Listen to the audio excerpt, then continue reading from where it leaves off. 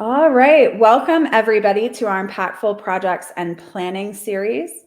I am Jamie Yazdani, and in today's session, we're talking with Christine Preziosi about event planning and management. And so Christine runs Preziosi Event Productions, an event production company based in the Bay Area. It's a full-service event studio for nonprofit leaders and community change makers, specializing in creating intentional events from small, intimate gatherings to large-scale celebrations. So welcome, Christine. Thanks for joining us. Thank you. So tell us a little bit about your work and your business. What impact are you hoping to create for your clients? Sure. Well, I started my business pre-pandemic because I saw that events were really burning out all of my friends and my colleagues and all the teams that I worked on. I just saw that there was this need, specifically around event seasons or campaigns, to have extra support to get you through that season and really think about it in a way that is putting on an event that is intentional rather just an, oh my goodness, we have to put on this event now, like it's event season, let's do it. So I'm really trying to create space for my clients to think about their events in a new way. Also work with clients that have done an event maybe year over year and are really ready for something different. Or people that are new into doing events and maybe they inherited an event and they aren't sure where to go. I can come in either as support to help them think through that process and plan, or me and my team can come in and help do the full execution of the event. So from start to finish, we'll be there with you from strategy and then all the way to your cleanup and thanking your vendors. I really work with my clients where they're at too. My background's in fundraising, so my goal is to be really intentional about the why of the event and make sure that we're taking time, to think about it. Wonderful. So could you describe kind of your typical process? And I know that all events are different, but is there a typical process you tend to follow when planning an event? And are there kind of project management tools or strategies that you would say you use in event planning? Sure. Yeah.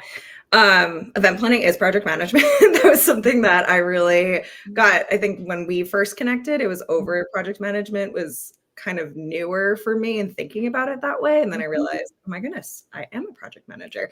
Yeah. But I definitely, like I said, I like to work with organizations with where they're at. So I did try and bring in all these different tools that I like to use personally in my business for my clients, but I really like to meet people with where they're at and what they're already using. So like if you're on Slack, we're on Slack. If Teams is where you're going to communicate, we're on Teams. Most of my work is done in a Google Drive. I have, a template that I work with everyone on. Okay. And I usually start with give me all the information. So if you've done the event before, they hand me a folder. Hopefully, if not, it's like a series of emails or spreadsheets. And that's really where I start is taking all that information, consolidating it. And then I ask a lot of questions. So why are we doing this event? Who are we trying to reach? Who's typically shown up before? Is it a fundraiser? Is it a community event? I found that a lot of people think they're running a fundraiser, but really are running a community event when it comes down to looking at how much money they're making. So I really encourage my clients to get clear about the why of the event and what your goals are from the start. And then once I have all the information, I'm able to start off by saying, okay, like, can we pull all this information into one centralized place? Do you have an RSVP list on 3 different spreadsheets? And then some of the RSVPs in your email, and then some is on, you're selling tickets on Square and then also your website. Like Square is not an event platform. So thinking about the tools that an organization are already working with. I also do a lot of auction and fundraising platforms. And I think that's a question that are events. And a question I get often is like, what's the best platform for those? And like anything, it's all dependent on each event and each organization. So that usually comes in with a bunch more questions again, like, are you doing a paddle raise? Is there a live auction? Is it a hybrid event? are you going to send out invites just online, or is there also printed materials? Like, how do we incorporate that design into your event landing page? So yeah, I start with a lot of questions and then a little bit more about what it looks like working with me. I'm like to think of myself as an extra team member, and people like to think of it that way. When I first started, I thought I was going to come in and support teams, help them get a system going, and then they wouldn't need me, and then they could do the event. I was pleasantly surprised that that is not the case, because I get to work with organizations year over year, especially post-pandemic now. Like, we're in year 3 of planning events, which is really exciting. That I really do feel like my team is now a team with this organization. My team loves to come back and put on these events every year. And the deeper I get with my clients, the more we get to think about that why and the strategy. And I also get to be that thought partner with them, where, the event happens, and then oftentimes after, there's no debrief. Like, nobody wants to talk about the event. Everyone's exhausted. That's what I found when I worked in-house with organizations. So we plan that debrief prior to the event ending. There's a date. I have one tomorrow. I'm very excited about. And we get to spend time to talk about just candidly what happened, how you felt at the event, if there's any feedback immediately.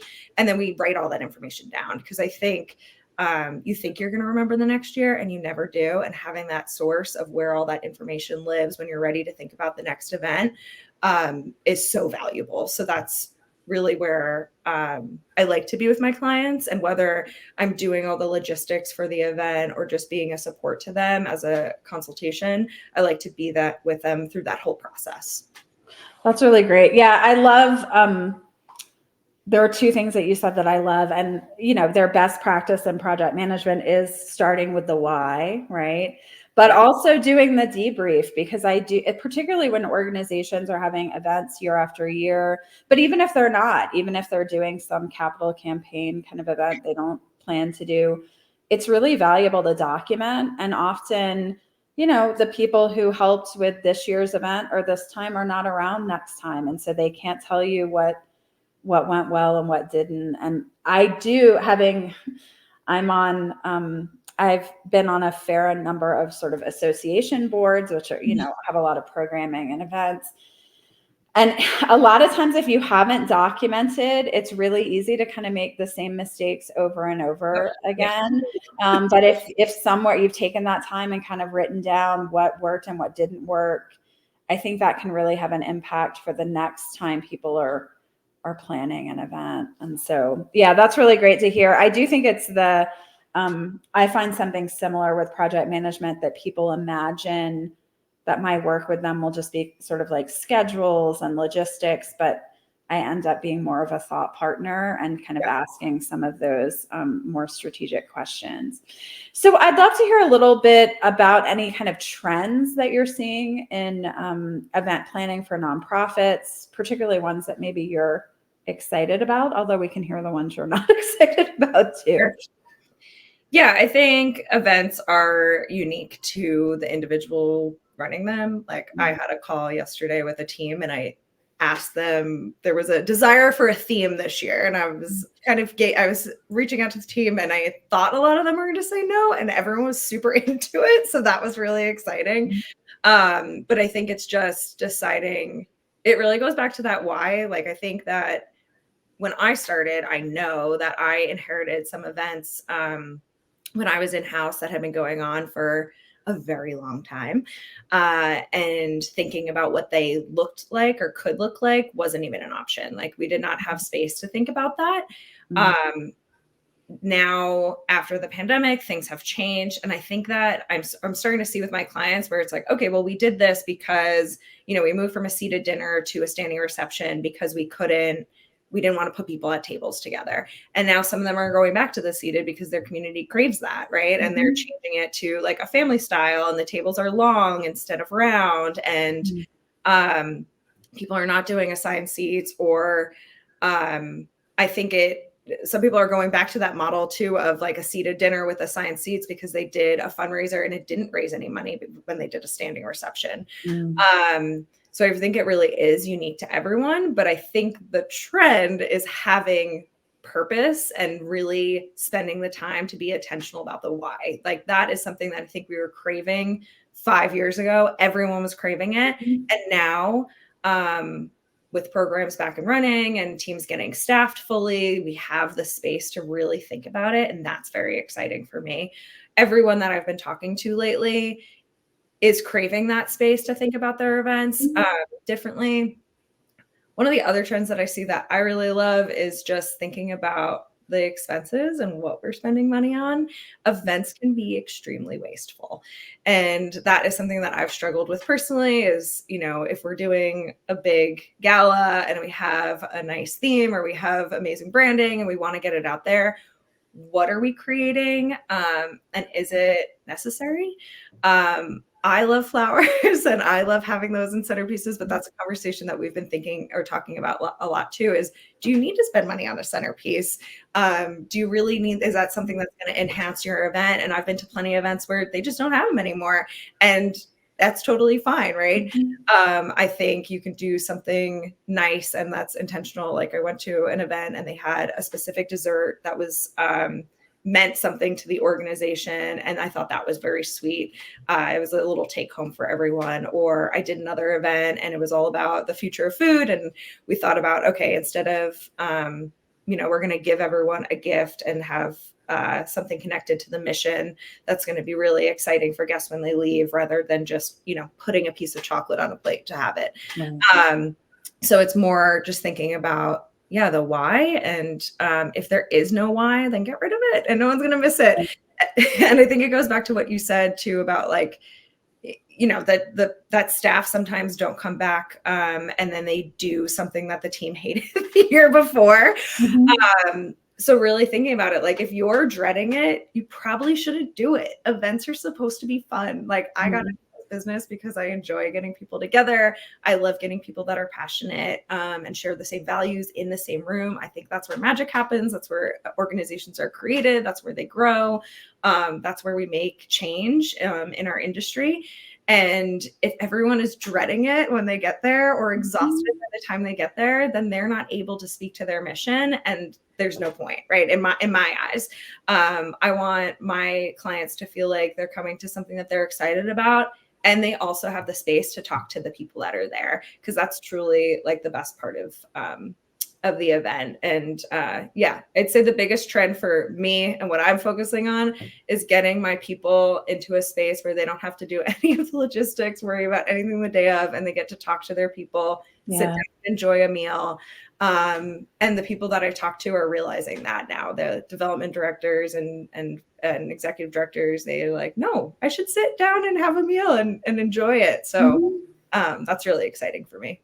Well, and I do think when you're not stressed about events, it can help everybody have a better time. But yeah, if you're running around, like a chicken with your head cut off and worried about whether this is going to be served and did the speaker come and all of that, you're not able to give that attention. And often people are paying attention. I think we don't, kind of think about that sometimes, but people are kind of watching some of the staff and kind of taking their cues, from that. And so, the whole point is to get people together and have a good time and hopefully do some good for an organization. But you can't do that if you can't even sit down and breathe or if you're running around. So that's great. I do think it's interesting to see kind of how events, because I do think there were some changes sort of immediately following COVID, obviously. But then, some of the things, the stand-up stuff is fine, but it is nice to sit and chat with folks. I also think it depends on your audience. If you have a bunch of people who like to mix and mingle, but a lot of times people want to sit and talk, kind of have some conversations with people they know. And so that's great. So what's the best way for folks to reach out to you? Sure. My website is probably the best way to do it. So it's Preziosi Event Productions. And there's a contact link on there, and my email is also on there. LinkedIn is also fine. I do check my messages, which is a nice way. If you have a question or you want to talk about something specific, feel free to reach out that way. Wonderful. Well, thanks so much for your time. This has been a fun conversation. And I always love to see the connections between sort of, event management and project management. And when I'm teaching project management, people often kind of have this realization like, oh, I could use this, some of this to help me plan my events. And an event is a project. It is. Wonderful. So thanks so much for your time. Yeah. All right, everybody, thank you for participating in our Impactful Projects and Planning series. You can always find the recordings of these events and information about upcoming events at yazdaniconsulting.com IPP. Thank you.